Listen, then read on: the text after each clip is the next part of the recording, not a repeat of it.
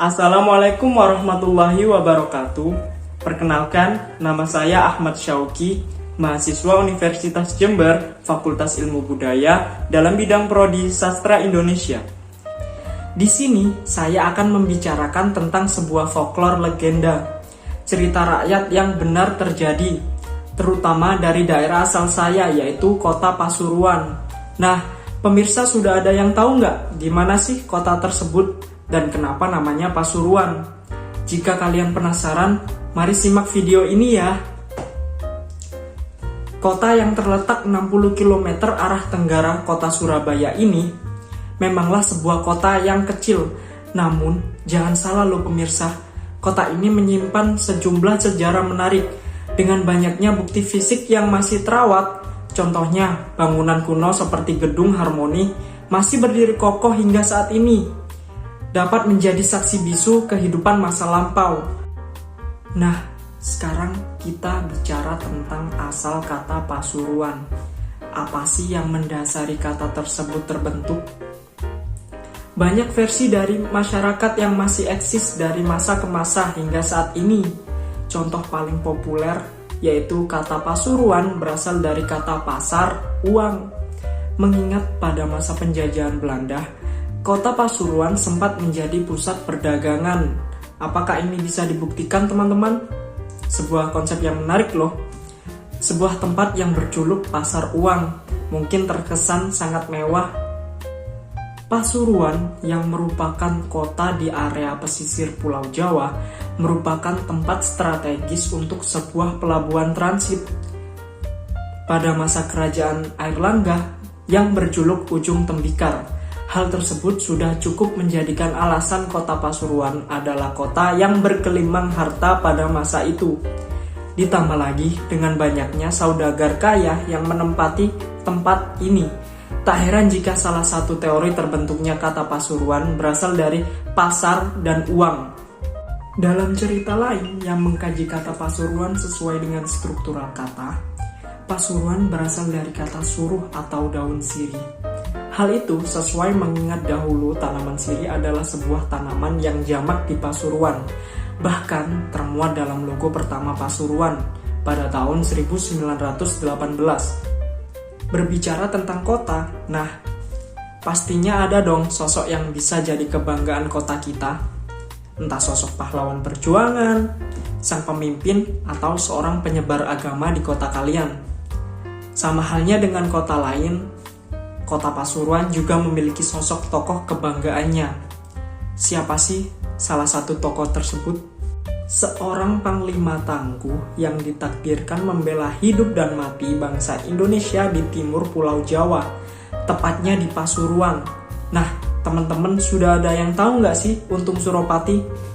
Pada saat itu, Pasuruan dengan kejayaannya, salah satu tempat berbisnis, berdagang, bahkan adalah tempat orang-orang bermahkota hidup. Tentu hal ini menarik perhatian orang-orang berkepentingan menjadi ingin menguasai kota tersebut. Termasuk penjajah Belanda, saling senggol antar penguasa, permainan politik yang kotor, dilakukan semata-mata untuk menguasai si pasar uang tersebut. Raja demi raja silih berganti, entah akibat kekalahan sebuah kerajaan atau meninggalnya seorang raja tanpa penerus tahta. Kiai Onggojoyo namanya, penguasa terakhir sebelum pahlawan kita diorbitkan. Seorang budak belian dari Mataram diutus oleh Pangeran Nengkusuma untuk menghindari kecurigaan yang sebelumnya telah membunuh Kapten Tek di Mataram. Seorang budak membunuh salah satu kapten Belanda. Siapa sih yang berani sekali? Untung Suropati dengan gagah beraninya menumpas dan menaklukkan para Belanda dan antek-anteknya, membakar semangat juang pemuda Pasuruan dan pantang menyerah memimpin di medan perang. Terhormatnya nama Untung Suropati bahkan sampai memiliki gelar Adipati Wironegoro. Masa kepemimpinannya yang berdurasi 20 tahun selalu dipenuhi dengan pertempuran demi pertempuran yang penuh dengan cerita. Konon, Suropati juga memiliki sebuah goa untuk bersembunyi dan menyusun rencana peperangan bersama pemuda lokal. Yang sekarang tempat itu masih ada dan tersegel oleh gerbang besi di daerah Mancilan. Dan lagi-lagi mitos dari masyarakat setempat, tempat itu memiliki penghuni tetap seekor naga gaib loh. Suropati juga salah satu penggerak berkembangnya bela diri pencak silat di Pasuruan. Semua hal tersebut masih dipertanyakan kebenarannya, mengingat itu terjadi pada ratusan tahun lalu. Namanya tersohor di penjuru Jawa, ditakuti Belanda dan disegani pejuang. Dengan keberaniannya yang melebihi batas manusia umum, tidak diragukan Pasuruan memiliki benteng hidup yang kokoh. Gerilya di mana-mana selalu membuat Belanda berpikir dua kali untuk memulai peperangan, atau hanya sekedar melintas saja. Kelanjutan kisah perjuangan Untung Suropati akhirnya berakhir saat ada momentum Belanda yang bekerja sama dengan putra Kiai Onggojoyo. Dengan rasa yang masih menyimpan dendam, penaklukan Untung Suropati yang setelah berkali-kali mengalami kegagalan, pahlawan kebanggaan kita, pahlawan kebanggaan kota Pasuruan, dengan kejinya diserang oleh Belanda dengan bantuan antek-antek dan putra Kiai Onggojoyo tentunya. Terluka berat dan terseok-seok, pertahanan kota Pasuruan saat itu menjadi pincang. Para pemuda kehilangan pembakar api semangatnya. Banyak kelengahan terjadi dan pada tahun 1706 adalah tahun terakhir bagi pahlawan kita. Tidak ada yang tahu tepatnya jasad beliau dimakamkan. Semua bagaikan misteri yang belum terpecahkan. Namun terdapat suatu petilasan Untung Suropati di daerah Mancilan dengan nisan bertulis Untung Suropati.